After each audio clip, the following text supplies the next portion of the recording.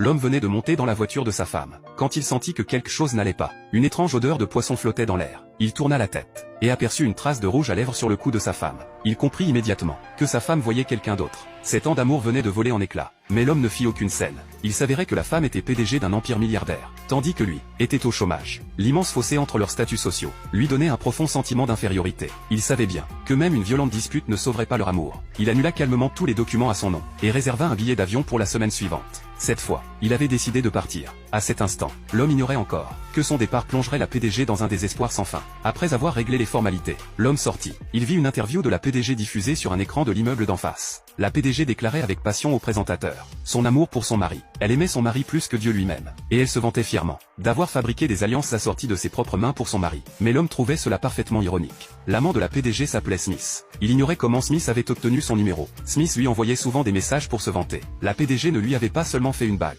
Smith en possédait une identique. Son amour valait moins cher qu'une bouteille de Coca-Cola. Ses affaires terminées, l'homme rentra chez lui. La PDG revint aussi du travail. Elle apportait un bouquet de ses fleurs préférées. Elle lui exprima avec ferveur combien il lui avait manqué. Mais le regard de l'homme était fixé sur la trace de rouge à lèvres sur sa poitrine. Il n'avait aucune envie de jouer la comédie sentimentale. Il s'apprêtait à tourner les talons, mais la PDG le prit soudain dans ses bras. La PDG avait l'air blessée. Elle se demandait pourquoi l'homme était si froid avec elle ces derniers jours. Elle l'invita à faire une promenade dehors. L'homme regarda cette femme, qu'il avait épousée 10 ans plus tôt. Finalement, il céda et accepta.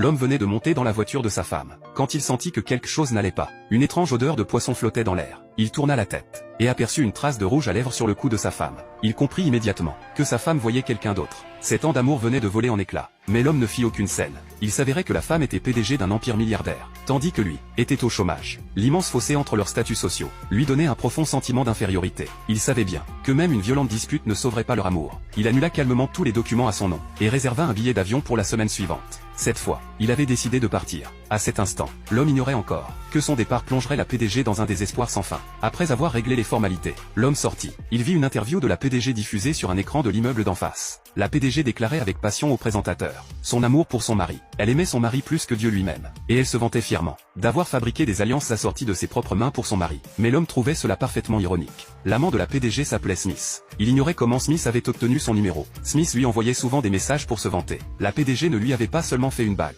Smith en possédait une identique. Son amour valait moins cher qu'une bouteille de Coca-Cola. Ses affaires terminées, l'homme rentra chez lui. La PDG revint aussi du travail. Elle apportait un bouquet de ses fleurs préférées. Elle lui exprima avec ferveur combien il lui avait manqué. Mais le regard de l'homme était fixé sur la trace de rouge à lèvres sur sa poitrine. Il n'avait aucune envie de jouer la comédie sentimentale. Il s'apprêtait à tourner les talons, mais la PDG le prit soudain dans ses bras. La PDG avait l'air blessée. Elle se demandait pourquoi l'homme était si froid avec elle ces derniers jours. Elle l'invita à faire une promenade dehors. L'homme regarda cette femme, qu'il avait épousée 10 ans plus tôt. Finalement, il céda et accepta.